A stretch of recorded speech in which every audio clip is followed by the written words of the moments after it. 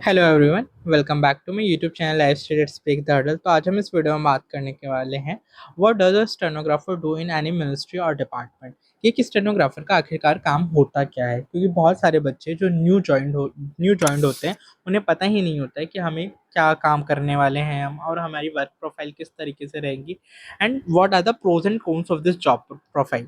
ठीक है, in comparison to ASO. क्योंकि बहुत ज़्यादा क्वेश्चन यही आते हैं कि जो एएसओ की जॉब प्रोफाइल होती है और स्टेनोग्राफर की जॉब प्रोफाइल है उसमें क्या डिफरेंस होता है और मेजर डिफरेंसेस क्या होते हैं। सो मैं इसमें बहुत ट्रुथ वाली बात करूंगा, मैं कुछ भी फेक नहीं करने वाला हूँ। क्योंकि आप तो मुझे पता है कि बहुत सारी वीडियो चलती हैं कि भाई मतलब बहुत ज़्यादा शोबाजी दिखाई जाती है कि जॉब प्रोफाइल में क्या ही है। तो मैं थोड़ी सी बिटर रियलिटी आपके सामने रखने वाला हूँ। सो अगर आप उस चीज़ को सुनने के लिए रेडी हैं तभी आप आगे वीडियो को देखें, अदरवाइज आप स्किप कर सकते हैं। एंड सेकेंड थिंग कि बहुत सारे बच्चों का ये क्वेश्चन होता है कि लाइक जो बच्चे अभी प्रिपरेशन कर रहे होते हैं तो उनके लिए थोड़ा सा इंस्पायरिंग होता है कि आप करते क्या है जॉब प्रोफाइल में। ऑल दो क्योंकि लोगों ने बहुत ज़्यादा हाइप क्रिएट कर रखी है, तो मैं थोड़ा सा जब ग्राउंड रियलिटी बताऊंगा तो काफ़ी लोगों को डिसअपॉइंटमेंट भी होने वाली है इस वीडियो में। सो आप अपने हिसाब से देख लीजिए कि आपको ये वीडियो पूरी देखनी है या नहीं। मैं ये नहीं बोलूँगा कि आप पूरी वीडियो देखें, अगर आपके अंदर है कि सच सुनने की क्षमता है तो I will for sure make sure करूंगा कि आपको मैं बहुत रियलिटी बताने की कोशिश करूँ।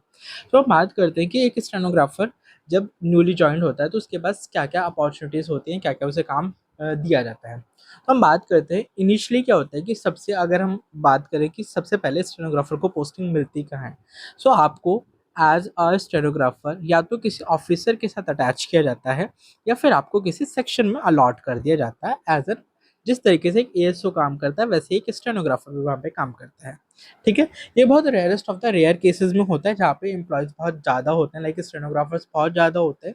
तो उनको हर क्या बोलते हैं अंडर सेक्रेटरी के साथ, डिप्टी सेक्रेटरी के साथ या डायरेक्टर के साथ अगर वहाँ पर वैकेंसीज फुल होती हैं तो उन्हें सेक्शन में भी पोस्ट कर दिया जाता है, जस्ट बिकॉज क्योंकि वहाँ पर काम करने वालों की ज़रूरत है। सेक्शन में हमेशा नीड होती है किसी न किसी को काम करने की।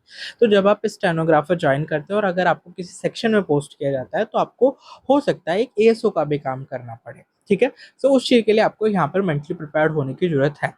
और उसके अलावा अगर हम बात करें, अगर आप किसी हायर ऑफिसर के साथ अटैच किए जाते हैं like under secretary, deputy secretary, director, joint secretary, secretary, member, chairman, ministers, तो अगर आप इन सब किसी भी जगह पोस्ट किए जाते हैं तो यहाँ पर होता क्या है, अगर आप थोड़े से लोअर लेवल पे हो like deputy secretary director level पे हो तो आपको थोड़ी सी लीनियंसी मिलती है कहीं ना कहीं, अगर वहाँ पर आपको जो ऑफिसर है वो थोड़ा सा कोऑपरेटिव है आपके लिए। तो आपको हो सकता है कि वो आपको इतना मार्जिन दे दे कि आप थोड़ा लेट आ सकते हैं, थोड़ा जल्दी निकल सकते हैं। बट यूजली जो इसके ऊपर अगर आप किसी भी पोस्ट के साथ अटैच किए जाते हैं तो वहाँ पे आपके पास बहुत ज़्यादा रिस्पॉन्सिबिलिटीज होती हैं और आपको वहाँ पे टाइम का भी पता नहीं चलेगा कि आप कब आ रहे हैं और कब ऑफिस से जा रहे हैं।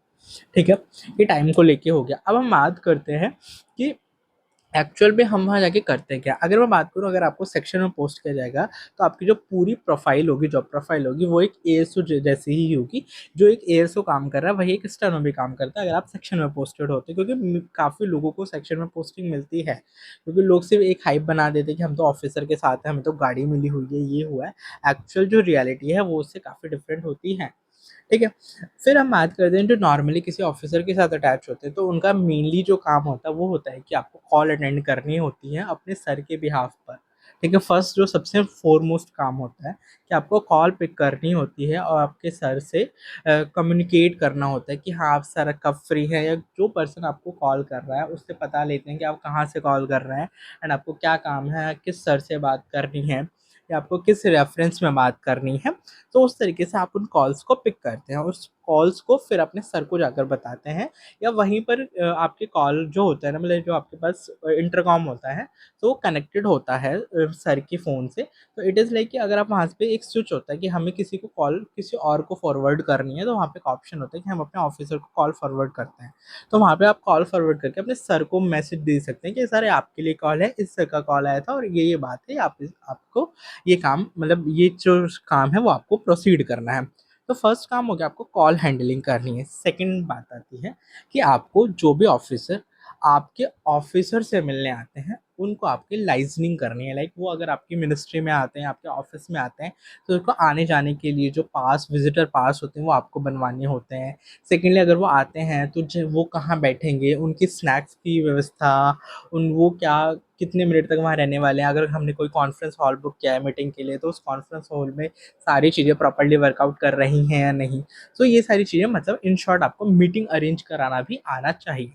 ठीक है, फर्स्ट बात हो गई, आपको कॉल्स अटेंड करनी अच्छे से आनी चाहिए, जिससे आपका कम्युनिकेशन स्किल बहुत अच्छा होगा। सेकंड, आपको आना चाहिए कि आप किस तरीके से मीटिंग में सर को हेल्प करके लाइसनिंग कर सकते हैं।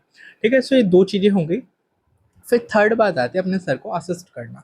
सर को असिस्ट करने में क्या होता है कि सर का कुछ भी काम है, लाइक सर को कोई लेटर टाइप करना है, तो सर आपको वर्बली बोल देंगे कि ऐसे ऐसे कुछ टाइप करना है, और फिर वो आप उसको बाद में उसे अच्छे से टाइप करके सर को प्रोवाइड करना होता है।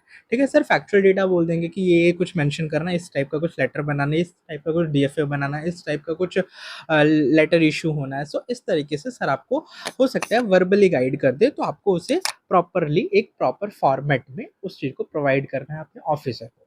ठीक है, this is the third most काम। देन आता है कि स्टेनोग्राफी का रोल क्या है, क्योंकि काफी लोगों को ये बोला जाता है कि स्टेनोग्राफी का रोल काफी कम हो जाता है या नील हो जाता है।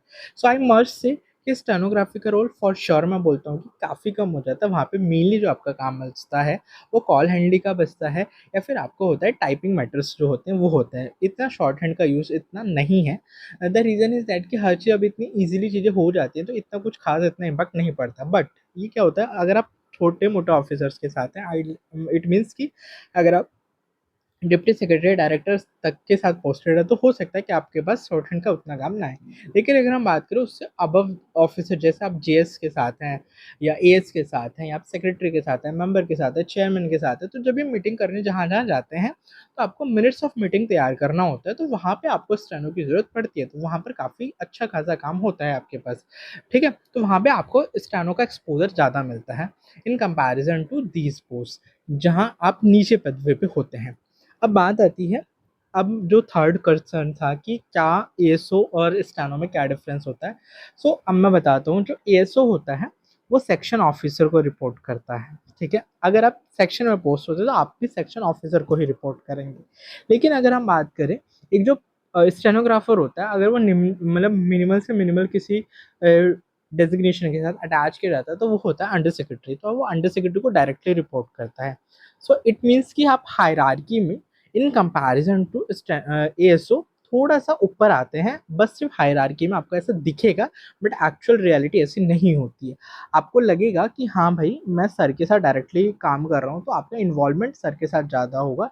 एक एएसओ का जो इन्वॉल्वमेंट होगा वो अंडर सेक्रेटरी के साथ या डिप्टी सेक्रेटरी के साथ डायरेक्ट कॉन्टेक्ट नहीं होगा।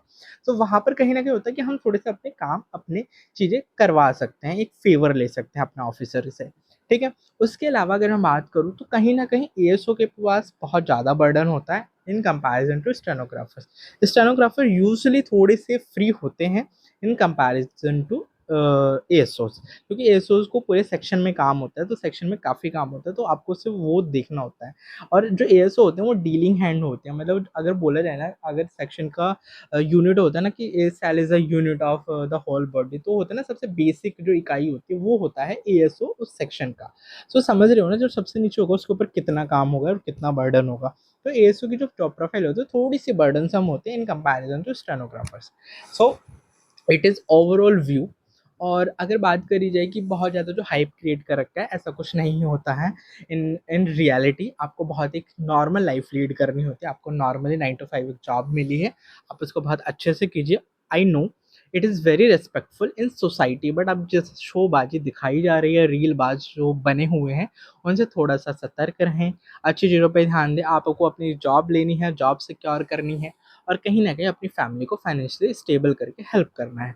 सो आपका मोटिव वही होना चाहिए, और इन फालतू की चीज़ों को देखना बंद करो, जो ये रील्स और शॉर्ट्स में डाल डाल के आपको हाइप क्रिएट करते हैं कि गाड़ी मिलती है, ये मिलता है। भाई, काफ़ी हद तक इवन अंडर सेक्रेटरी लेवल तक को भी गाड़ियाँ नहीं मिलती हैं, and that is the harsh reality. तो एएसओ को कैसे गाड़ी मिल गई, एक स्टानो को कैसे गाड़ी मिल गई? वो एक दिन की उन्हें गाड़ी मिलती है किसी काम के लिए, कहीं जाने के लिए, आने के लिए, वो उसमें अपनी पूरी रील शूट करके आपको दिखा देते हैं, और आपको लगता है कि वही रियलिटी है। सो प्लीज़ फेक चीज़ों से बचें, ग्राउंड रियलिटी को पता करें, और प्लीज़ ऑथेंटिक रिसोर्सेज पकड़ें किसी भी चीज़ के लिए, ठीक है। So this is the whole conversation we had. और आपको कुछ भी चीज़ अच्छी लगी हो तो प्लीज़ मेंशन करना कमेंट सेक्शन में, और अगर आप और भी कुछ जानना चाहते हैं तो प्लीज़ वो भी मुझे बताना, जिससे मैं आपकी और हेल्प कर सकूँ। So thank you for joining this session. अगर आप इस चैनल पे नए हैं तो प्लीज़ मेक श्योर करिए कि चैनल को सब्सक्राइब करें। Thank you.